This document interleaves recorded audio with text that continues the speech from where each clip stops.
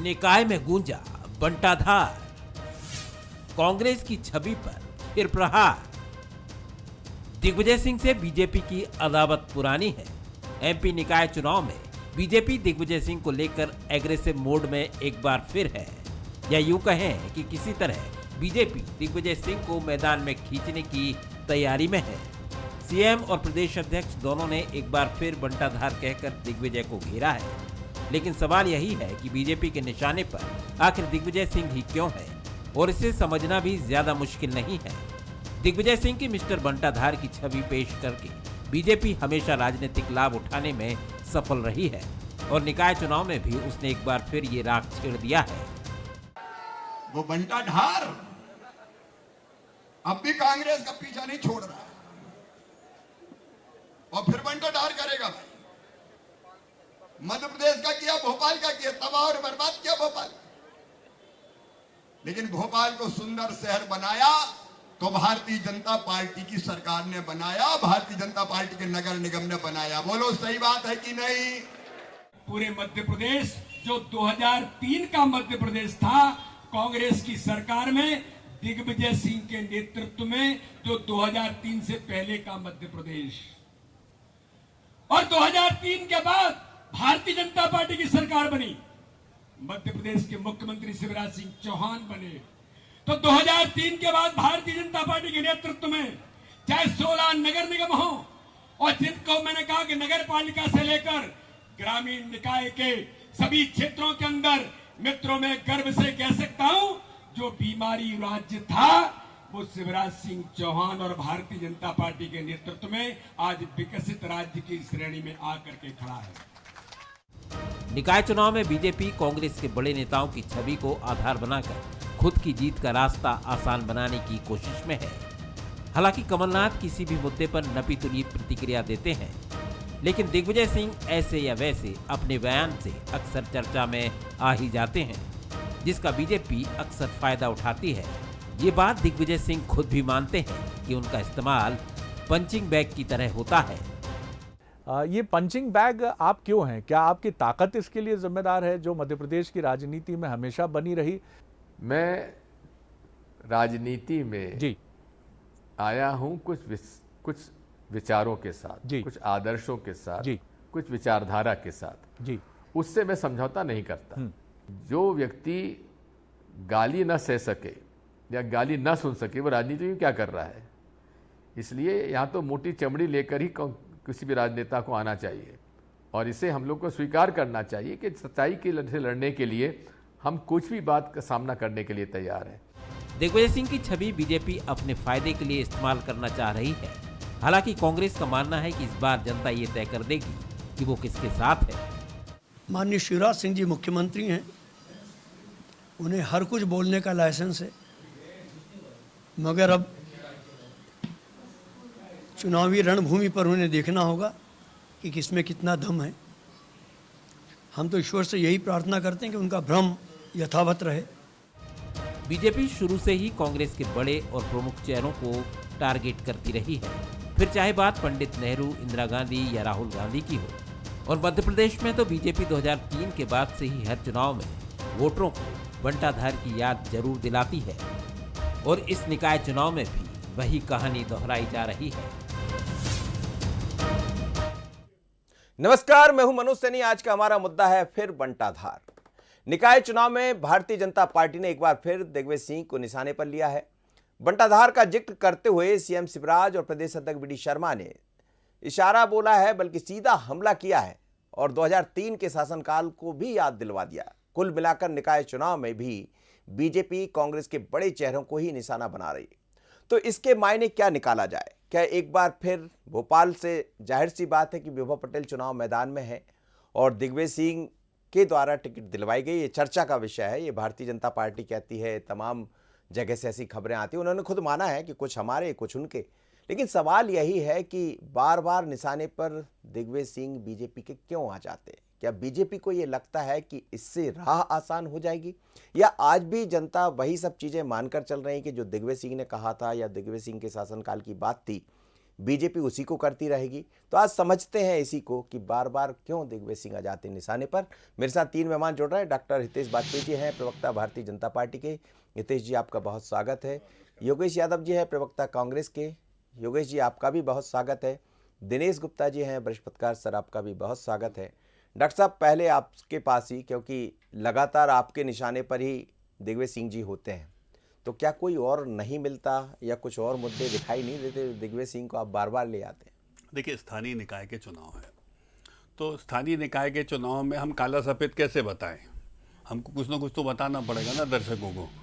तो देखिए, 15-17 साल से तो हम सरकार में हैं, तो स्वाभाविक है कि 10 साल मुख्यमंत्री के रूप में दिग्विजय सिंह के, 15 महीने कमलनाथ जी के, हालांकि छोटा पीरियड है वो, यही हमारे पास रेफरेंस पॉइंट है बनाम हमारे 15 साल। तो बनाम करके देखेंगे तो एक तरफ दिग्विजय सिंह के समय में आपको ओवरड्राफ्ट की सिचुएशन याद आ जाएगी। देखिए साहब, 20 साल में 20 जनरेशन्स नई आ गई हैं मनोज जी।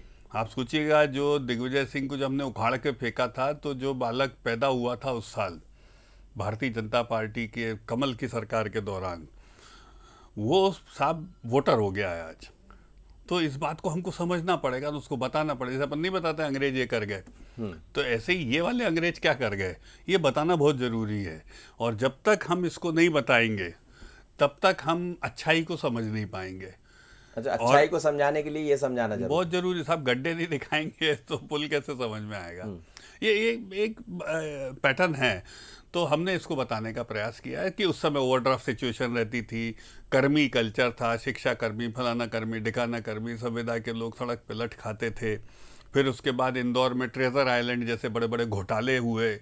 फिर इंदौर, और चलिए इंदौर को ले, तो इंदौर और भोपाल के बीच की जो सड़क है, वो तो मनोज जी आपने बनते हुए देखी, क्योंकि आप इतने बुजुर्ग नहीं हैं, तो आपने बनते हुए अपने यौवन काल में उसको देखा जब कैलाश जी महापौर थे, और फिर शुरुआत हुई। और आज देखिए, अच्छा कैसी बनी थी और आज कैसी हो गई है, स्पॉटलेस हो गई है बिल्कुल।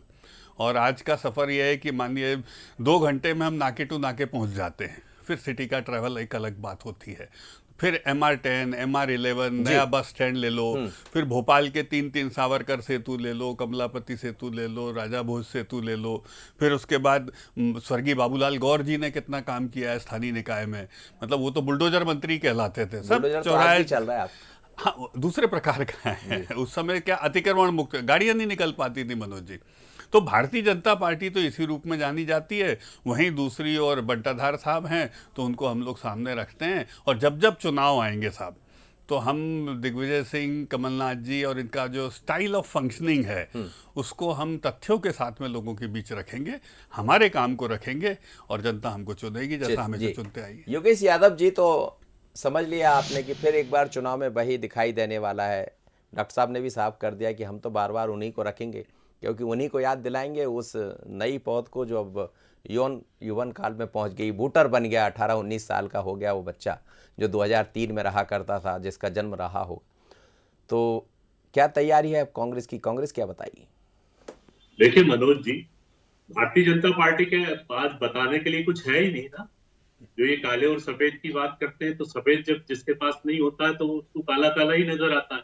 मैं बोलता हूँ कि भारतीय जनता पार्टी अपनी कुछ सफेदी बता दे, अपने आलोक शर्मा जी के कार्यकाल की उपलब्धियां बता दे, स्मार्ट सिटी के नाम पर ध्वस्त करने की भोपाल की कवायद बता दे, या उससे पहले कृष्णा बहन जी का जो कार्यकाल था गौर का, उनके बारे में कुछ उपलब्धियां बता दे। और जहां तक हितेश वाजपेयी जी, मैं समझता हूँ विद्वान साथी हैं, भूल गए हैं जिस राजा भोज के फ्लाईओवर की बात कर रहे हैं, वो VIP रोड दिग्विजय सिंह जी के द्वारा दिया गया। और आज मुझे इस बात में व्यक्तिगत रूप से बहुत व्यथित हूं, कांग्रेस के प्रवक्ता के अलावा भी, कि पहली बार मैंने शिवराज सिंह जी को बहुत हताश और निराश और बड़ा विचलन स्थिति में देखा, विचलित होते हुए देखा। मुझे नहीं लगता कि एक मुख्यमंत्री की जो शब्दावली थी वो इतनी गरिमा के प्रतिकूल थी कि पूर्व मुख्यमंत्री के बारे में जिस तरीके का आएगा जाएगा शब्दों का वो प्रयोग कर रहे थे। तो मुझे कहीं ना कहीं से लगता है कि 2023 का तनाव माननीय मुख्यमंत्री जी के ऊपर बहुत ज्यादा नजर आ रहा है। और ये स्वाभाविक स्थिति भी है जब एक राजनेता के आसपास उसी की पार्टी के लोग छुरे बल्लम लेकर राजनीतिक हमले करना शुरू कर दें और मानसिक रूप से तनावग्रस्त कर दें। तो ये मानसिक तनाव की अवस्था है जो माननीय पूर्व मुख्यमंत्री जी के संदर्भ में इस तरीके की भाषा का जो प्रयोग किया गया। मैं सोचता हूं कि मुझे बड़ा अजीब लगा, चाहे वीडी शर्मा जी की स्पीच हो, चाहे शिवराज सिंह जी चौहान की, वो कहीं भी ये उपलब्धि नहीं बता पाए कि हमारे महापौरों ने क्या किया या हमने भोपाल के लिए क्या किया। जिसको उपलब्धि या जिसको वो बताना चाहते हैं वो उनके पास शब्द नहीं था। अभी मेरे भाई कह रहे थे, हितेश जी कह रहे थे, शिवराज जी ये वो जरूर गिना किया। रहे थे कि इतने ज्यादा ब्रिज बन गए हैं, पुल बन गए हैं कि मैं गिना नहीं पा रहा हूँ। नहीं, वो गिना नहीं पा रहे हैं, तो ये किसकी बुनियाद पर खड़े हुए ये पुल है? हमारी वो जिसको कहते हैं ना कि एक शेर है कि ताबीर हिंद में मददगार है हम, घर वो दरो दीवार है तो बुनियाद है हम। बुनियाद तो कांग्रेस है, कांग्रेस की उपलब्धि है, चाहे नर्मदा आंदोलन हो, चाहे नर्मदा का पहला वो चरण हो। और सबसे बड़ी बात है कि शायद मुझे हितेश जी के ज्ञान पर थोड़ा सा, अल्प ज्ञान पर अभी आज बड़ा विचित्र लगता है कि वो इतने अल्प ज्ञानी कहां से हो गए, या वो भी शायद विचलित होने लग गए हैं आजकल। जैसे अभी एक बहुत उन्होंने नाराज कुछ हैं बयान साहब। जारी किया था, तो वो मुझे लगा कि वो हितेश जी की भी गरिमा के प्रतिकूल था। खैर वो आज आप क्या गरिमा का different थर्मामीटर लेके बैठे हैं? नहीं, मुझे लग रहा है, मुझे आप लोगों की जो स्थिति, मानसिक स्थिति आज निर्मित हो दुखी रही है है, आप, बताने के लिए कुछ है नहीं आपके पास। जी। उपलब्धि नहीं है, हमारे पास उपलब्धि है, हमें गर्व के साथ बताइए, कहते हैं, चलिए, नर्मदा एक तरफ से आंदोलन, शुरू दिग्विजय सिंह जी करिए। की उपलब्धि, दिग्विजय बताइए। सिंह जी की उपलब्धि नर्मदा आंदोलन क्या होता है? उपलब्धि होती है नर्मदा आंदोलन? उपलब्धि नर्मदा के प्रारंभ वो तो में, मेधा पाटकर जी उपलब्धि का आंदोलन है, प्रारंभ आपकी उपलब्धि है। आपने उसका लोकार्पण किया, फाइल हमारी नहीं, तरफ नर्मदा तैयार आंदोलन हुई। क्या होता है, हितेश बताइए ना। जी, हितेश जी, मैं आपकी भी मानसिक अवस्था की कल्पना कर रहा हूँ। अरे आपके वो साथ छोड़िए, जो घटित नर्मदा हो रहा है, आंदोलन आपने मैं- बोला ना कि ये क्या उपलब्धि है? बिल्कुल नर्मदा की शुरुआत थी। क्या विभा शुरुआत? पटेल नर्मदा उस को समय आपके हमारी शिखा से महापौर पैदा हुई विभा नर्मदा, क्या पटेल- कहना चाह रहे हैं? विभा पटेल के नेतृत्व में पहली बार नर्मदा भोपाल लाने के लिए कवायद की गई और दिग्विजय सिंह जी के कार्यकाल में पहली फाइल तैयार हुई है। ये तथ्यात्मक है, दस्तावेज है। चलिए मैं लौटता ये हूँ। विभा जी पटेल की उपलब्धि रही। जी छोड़िए, जी छोड़िए, जी छोड़िए। मैं लौटता हूँ, योगेश जी लौटता हूँ, आपकी तरफ भी लौटता हूँ, दिनेश जी से समझ लेता हूँ। सर ये जो बार बार हम कई बार इस बात का जिक्र करते हैं, जब भी चुनाव आते हैं तो दिग्विजय सिंह जी दिखाई देते हैं। अब बात ये भी हो रही कि वो लोग युवा बन गए, वो वोटर बन गए, लेकिन क्या इन सब चीज़ों को भी वो युवा, वो वोटर देखेगा कि उस दौर में क्या हुआ, इस दौर में क्या? जाहिर सी बात है, दोनों जगह एक वो तो किया ही जाता है कि उन्होंने क्या किया, हमने क्या किया, लेकिन क्या बाकी चीज़ों को भी देखना चाहेगा युवा की? रोजगार है, बाकी चीज़ें हैं। मनोज जी, हर पॉलिटिकल पार्टी का अपना कैलकुलेशन और स्ट्रेटजी होती है। हम ये देख रहे हैं कि 2003 से 2022 तक दिग्विजय सिंह एक पॉपुलर स्ट्रेटजी, उसमें हम देखते हैं ना कि सबसे आसान लगता है कि हम दिग्विजय सिंह जी के बंटाधार को लोगों को याद दिलाए और भारतीय जनता पार्टी चुनाव जीत जाएगी। लेकिन 2018 का चुनाव भी बीच में आता है, वो भी दिग्विजय सिंह का ही था, तो मतलब कहीं ना कहीं वो उतना प्रभावी नहीं रहा जो 2003 में था। आप 8 की परिस्थिति, 13 की परिस्थिति, जो राजनीतिक है वो एक अलग तरह की है। ये इतना लोकल चुनाव है कि यहाँ आप देखेंगे ना कि कई जगह नगर पंचायत, नगर पालिकाओं में पार्षद के उम्मीदवार तय नहीं हो पा रहे, और ऐसे वक्त में दिग्विजय सिंह को सुन कौन रहा है कि सबसे पहले तो कैंडिडेचर आए ना कि ये हमारा, और फिर उसके बाद आपको असंतोष रोकना है, असंतोष के बाद फिर आपको लोकल जो इशू है उसको एड्रेस करना है, आप उसे हल करेंगे। पानी बिजली की समस्या, बहुत सारी जो दूसरी समस्याएं हैं, ऐसा नहीं है कि 18 साल में पानी बिजली की इस प्रदेश में कोई समस्या नहीं है। आप टोल रोड है, इसलिए सरकारें कहने लगती हैं कि हमने सड़क बनवा दी, क्योंकि अल्टीमेटली पे तो हर बार जब आप यात्रा करते हो तो आपकी जेब से ही पैसा जाता है, कोई मतलब एक कंसेप्ट ही चूँकि बदल गया है, इसलिए रोड अब इशू नहीं बचा। लेकिन शहर के दूसरे सीवेज पर आप जाएंगे, स्मार्ट सिटी को लेकर, जैसे हम भोपाल में देखते हैं ना कि एक पूरा शहर बसा हुआ था टीटी नगर, आज वहाँ क्या स्थिति है, पूरा जो कंसेप्ट था वो कंसेप्ट ही नहीं दिखता। तो ये सारी चीज़ें देखता है, लोग देखेंगे कि किस तरह का जो है वहाँ हालात बने हैं, जो मुद्दे होंगे वो स्थानीय होंगे। ये पार्टी का एक इशू है, पार्टी ने एक कहा है कि ऐसा हो जाएगा, क्योंकि जो नई जनरेशन आई है वो तो कंपेयर नहीं कर पाएगी, वो तो लगातार सुन रही है कि उस वक्त ऐसा था, बिजली नहीं मिलती थी, ये सब जो है, लेकिन कितना कन्वर्ट हुआ वोटर, क्योंकि जो मैंने 18 का रेफरेंस किया है ना कि वो भी उसी पीरियड का एक चुनाव था। हाँ, एक बार तो उसने बताया कि हाँ ये कहीं ना कहीं अभी असर नहीं करता, और वही दिग्विजय सिंह थे जिन्होंने ग्राउंड पर स्ट्रेटजी तैयार की।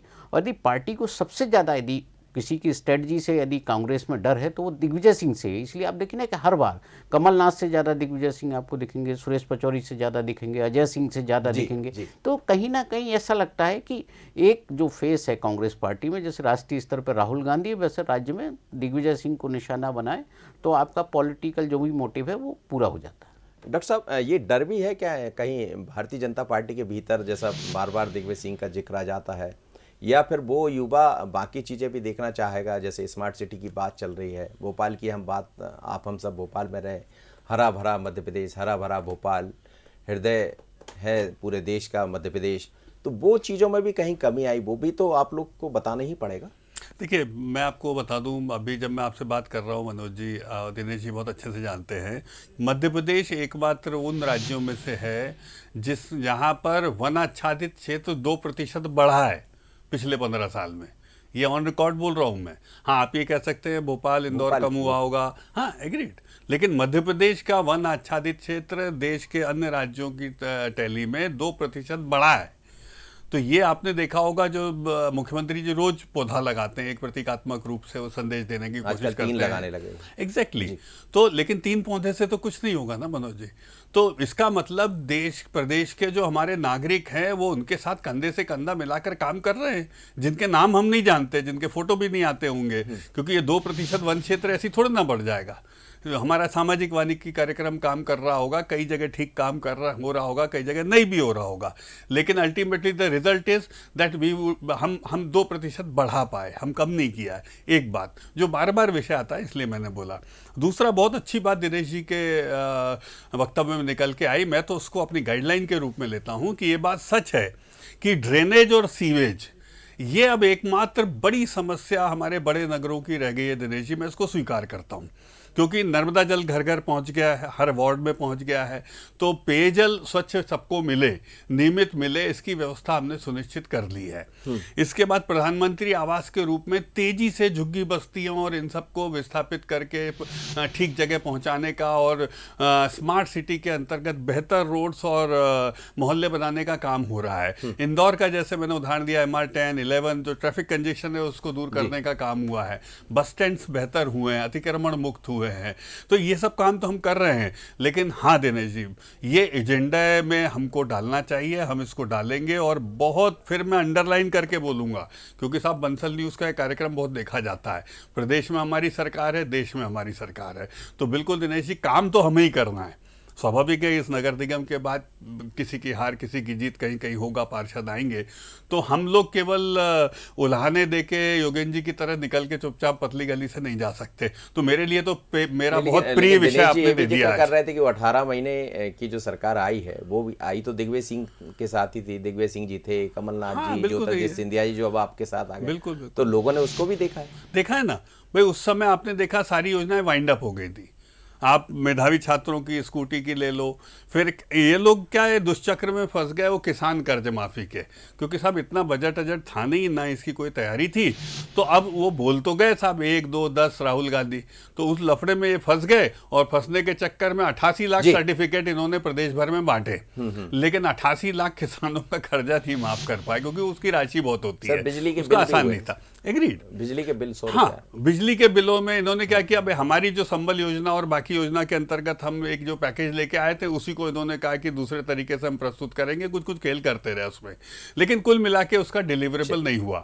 इन्होंने कहा 4000 रुपए हम बेरोजगारों को भत्ता देंगे, कह के वोट ले लिए, लेकिन कुछ नहीं दे पाए। इन्होंने कहा सर 5 रुपए लीटर, इन्होंने दूध का कहा था, बहुत इंपॉर्टेंट, हालांकि दूध नगरीय निकाय का विषय नहीं है, इन्होंने किसानों को कहा था हम 5 रुपए लीटर तुमको बोनस देंगे, कभी 1 रुपया नहीं दे पाए। तो देखिए क्या होता है, और मैं ये नहीं कह रहा हूं कि उन्होंने कोशिश नहीं करी होगी, क्या होता है मनोज जी, आप ऐसे वादे कर देते हो कि वोट मिल जाए बस, तो फंस जाते हो। हम ऐसे वादे नहीं कर सकते। मैं आपके सामने कहकर जा रहा हूं कि दिनेश जी ने जो ड्रेनेज और सीवेज के बारे में विषय उठाया है, हमारी सरकार के लिए एक कोर इशू बनेगा, जो रह गया है करना हमको सिटीज में। दिनेश जी मैं फिर कह रहा हूं, ठीक है योगेश जी, देखिए स्वीकार कर रहे हैं डॉक्टर साहब कि 2 मुद्दे तो ऐसे हैं जिन्हें हम मानते हैं और हमें वो करना पड़ेगा। कुछ बातें उन्होंने मान भी ली, कुछ उन्होंने जिक्र किया। ये बात भी सच है कि कुछ तो ऐसे काम है, आप भी इंदौर रहे हैं, मैं भी इंदौर रहा हूं, तो इंदौर भोपाल में कुछ दिखाई भी देता है जो पहले नहीं दिखाई दिया। वजह उसकी बहुत सारी हो सकती है, जिस पर लंबी चर्चा की जा सकती जी।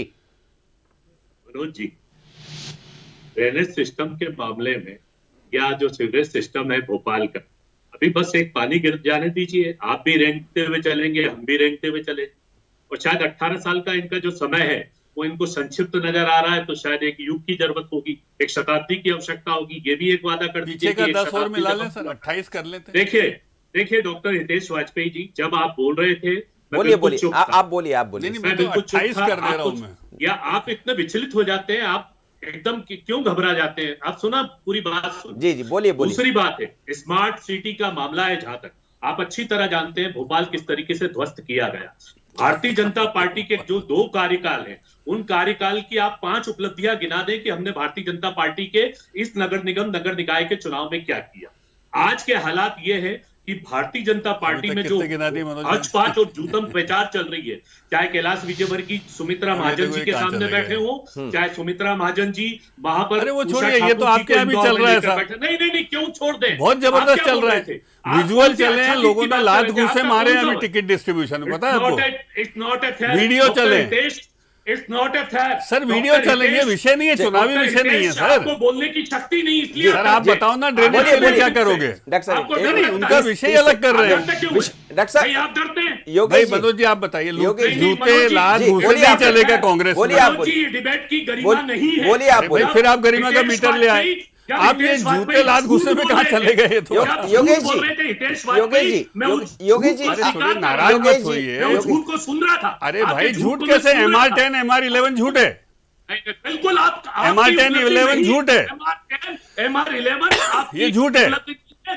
जो वहां इंदौर बस की स्टैंड जनता- इंदौर में नया बना है, झूठ है। ये इंदौर की पत्रकारिता की, इंदौर की अरे इलेक्ट्रॉनिक भाई, मीडिया इंदौर की का जो बस बड़ी स्टैंड नया बना है अभी, वो झूठ है क्या? चेतना है। आप देखिए हितेश जी, ठीक, एक ठीक। बात तो ये सुन लीजिए कि आप डिबेट में जब भी बोले तो मैं आपसे अरे भाई- मनोज जी से रिक्वेस्ट नहीं करता नहीं हूं, नहीं, या तो आप योगेश पूरा- जी, योगेश जी, पूरे- एक पूरे एक 25 एक मिनट इनको नहीं, सुनिए ना, 25 मिनट, एक सवाल या मेरा, तो इनको बोलने की पूरी शक्ति दे नहीं नहीं, दीजिए। एक सवाल मेरा आप ले लीजिए, आपके लिए बोल रहा हूँ। आपके पास है ना समय, आपने ऐसा थोड़ी कि आपकी सरकार नहीं है, 18 महीने में आपकी सरकार आई, आप करना चाह रहे थे, अब नहीं रही, वो अलग मुद्दा है। 17 साल इनकी सरकार रही, तो बता दीजिए, उसमें कोई दिक्कत नहीं, आप भी मैं बताइए। वही तो पूछना चाहता हूं कि 17 साल की उपलब्धियां गिना दे। आज मुख्यमंत्री जी को क्यों आवश्यकता पड़ रही है कि दिग्विजय सिंह जी का नाम लिया जा रहा है? क्यों वो अपनी उपलब्धि नहीं बता पा रहे हैं? अब आप बहुत सारी बातें शिवराज सब सिंह तो जी के बता साथ रहे भी हैं जुड़ी साहब, हुई आप फिर बोले एक नहीं इवेंट बता के पा रहे। मुख्यमंत्री के रूप में उनको जाना जाता है। आप घोषणा गरिमा का गीत के मीटर रूप ले में आओगे, उनको मैं बोल रहा हूँ, जाना जाता है। सारी चीजें और गिना जहां रहा हूँ तक आपको। अभी डॉक्टर हितेश वाजपेयी जी। ओवरड्राफ्ट की बात कर रहे थे, तो अभी 3.5 लाख करोड़ के ओवरड्राफ्ट में मध्य प्रदेश आ गया किसकी है। तनख्वाह रुक गई आपने बताइए? मध्य प्रदेश में घी, चलिए बताइए, कर्ज किसकी लेकर घी तनख्वाह रुक पिया गई? है। कर्ज लेकर घी पिया है, आंगनवाड़ी आपने वर्कर की तनख्वाह तनख्वाह बात रुकी मत क्या? कीजिए। जो शिक्षकों की भ्रष्टाचार तनख्वाह आप रुकी लोगों ने क्या? किया है, डॉक्टरों जो की तनख्वाह भ्रष्टाचार रुकी आप क्या? लोगों ने किया है। अच्छा, बताइए। आप सबसे बड़ी बात है हितेश जी, मैं आपकी मानसिकता से परिचित हूँ। आप अभी किस स्थिति में गुजर रहे हैं वो अच्छी तरह मुझे मालूम है। चलिए आपके सर, बयान मैं- हम समझते हैं कि आप चलो, बयान किसी किस सड़क तरीके के से गड्ढे बता सर, दीजिए। सर, होती है, सर, लेकिन समझ- कांग्रेस के पास भोपाल से सागर रचनात्मकता सड़क पे है। समझ गड्ढे रहे हैं सर, क्या? मैं भोपाल से इंदौर में गड्ढे मैं हैं क्या? दिनेश जी से एक प्रतिक्रिया ले लेता हूँ अरे, सर, गड्ढे की जी, बात जी, कहाँ जी, गड्ढे बताइए? सर, आपकी उपलब्धि है। सर, समय- आपने जो रोड टैक्स किया, बिजली के भोपाल से नाम पर- जबलपुर की सड़क पता है डॉक्टर आपको साहब- कितनी अच्छी बन गई है? उसमें गड्ढे हैं क्या? डॉक्टर साहब, योगेश जी, अब समय की नजाकत को समझिए। लूटा जा रहा है। भोपाल से दिनेश जी- नागपुर की जो सड़क है, उससे सर, एक कभी लूट अंतिम हुई प्रतिक्रिया क्या? दिनेश सर, अंतिम प्रतिक्रिया दिनेश सर, सर, ये आपकी सर, सरकार अंतिम है। सर, प्रतिक्रिया, भोपाल से नागपुर सर, गए अंतिम कभी आप? प्रतिक्रिया हो गया सर, अंतिम प्रतिक्रिया दिनेश आप सर, बेसिक दोनों की बात क्यों दोनों कर को रहे सुन हैं? रहे हैं क्या सर, और आप नागपुर की एक बात समग्र कर रहे हैं? प्रतिक्रिया नगर आपसे, निगम की बात नहीं करता। कहाँ देख रहे हैं आप निगम नगरीय की निकाय के बात- चुनाव? जी, नहीं, देखिए, मैं जो नगरीय निकाय के चुनाव हैं वो ये इस स्टूडियो में जिस विषय पर डिबेट हो रही है, मुझे लगता है उससे ज़्यादा बहुत लोकल होने वाला है। यदि भोपाल में जानवर बच्चे को पकड़ के खा लेते हैं तो ऐसा नहीं है कि उस मोहल्ले में, उस वार्ड में कोई रिएक्शन नहीं होगा, लोगों की नाराज़गी नहीं होगी। ये नाराज़गी किसे झेलना है? जिसकी सरकार होती है उसे झेलना है, जिसका नगर निगम का जो भी वहाँ पार्षद रहा होगा या जो भी अमला रहा होगा उसको झेलना है। क्योंकि एंटी इनकम्बेंसी को आप कैसे कम करेंगे? तो आप दूसरी बड़ी एक एंटी इनकम्बेंसी को दिखाने की कोशिश कर रहे हैं कि नहीं साहब देखिए, इससे 2003 वाला वो स्थिति थी। लेकिन आप देखेंगे जब चुनाव जाएगा, जब आप बात करेंगे ना, छोटे स्तर पर जाएंगे, बड़े नेताओं के बयानों पर मत जाइए। जब लोग वार्ड में प्रचार के लिए जाएंगे तो मुझे लगता है ना वहाँ दिग्विजय सिंह सुनाई देंगे, ना शिवराज सिंह जी देखेंगे। कैंडिडेट अपने हिसाब से घर घर, जैसे हम तस्वीरें देखना, पैरों पे पड़े हुए हैं पंचायत चुनाव में लोग, जो है अपना सिर उस पर वोटर के सामने रखें, तो ऐसी तस्वीरें बहुत सारी आएंगी। बिल्कुल आप ठीक कह रहे हो, और इसीलिए शायद शिवराज जी ने कुछ दिन पहले एक मंच से कहा भी था। उन्होंने कहा था कि तमाम मुख्यमंत्री, तमाम विधायक ये समझ लें, ये चुनाव आपने ठीक ढंग से नहीं समझा, तो कोई मंच पर बिठाने वाला नहीं मिलेगा। शायद वो डॉक्टर साहब कुछ कह रहे हैं जल्दी से। 10 सेकंड में कहूंगा। जी सर, मैं दिनेश जी की बात से सहमत हूँ। हमारी जो दोनों की हीटेड टॉक है उसको किनारे रख दीजिए। जिसके घर में पानी आ रहा है नल का, नर्मदा जल का, हमको वोट दे देना साहब। जिसको प्रधानमंत्री आवास मिल गया है वो दे दे। जिसको 80 करोड़ लोगों को हम कहते हैं ना अनाज घर तक जा रहा है, जिसको जाएगा वो दे देगा। जिसके घर की सड़क बनी वो तो देगा ना सर। चलिए सर, हम इसी आप पे भी वोट कह दीजिए मांगेंगे। सर। अब आप भी मनोज जी, 30 सेकंड में कह दीजिए। मनोज जी, जी मनोज जी, जिसके घर पर नर्मदा का जल नहीं जा रहा है वो कभी भारतीय वो जनता कांग्रेस पार्टी को दे को दे। वोट सर, आप ना दे। सर, अब आप बता दीजिए, भारतीय जनता पार्टी को पता चल जाएगा कि किसके घर में नर्मदा का जल जा रहा है जी। और किसके वहां नहीं जा रहा है। जी। ये चुनाव प्रकट कर देगा। चलिए सर, बहुत बहुत धन्यवाद। आप सभी मेहमानों को मेरे साथ जुड़े, डॉक्टर हितेश वाजपेयी जी, योगेश यादव जी और दिनेश जी। लेकिन मध्य प्रदेश में नगरीय निकाय चुनाव को लेकर अंतिम तारीख है कल, जब नामांकन दाखिल होंगे। पर उससे पहले जो स्थितियां दिखाई दे रही, भारतीय जनता पार्टी ने अपना शंखनाद जोरदार किया है जो नजर आ रहा था। लेकिन कांग्रेस भी इस बार कम नहीं देख रही है और इसीलिए कमलनाथ समेत तमाम नेता पहुंचे हुए थे। बड़ी बात यह है कि ये बड़े नेताओं का चुनाव नहीं है, ये उन छोटे नेताओं का चुनाव है, उन पार्षद का चुनाव है जिससे रोज व्यक्ति दो चार होता है तो वो अपने ही पार्षद से पूछेगा कि साहब आप कितने दिन मेरे पास आए थे, आपने क्या किया था, तो हिसाब किताब उसका होगा। लेकिन क्या वो चेहरे नज़र आएंगे या कुछ और चेहरे बदल जाएंगे? चेहरे बदलते रहेंगे, लोग अपनी बात जरूर करेंगे क्योंकि ये चुनाव नगर निगम का है। मुझे दीजिए इजाज़त, आगे देखिए छत्तीसगढ़ आज का मुद्दा में सियासत का अग्निपथ। नमस्कार।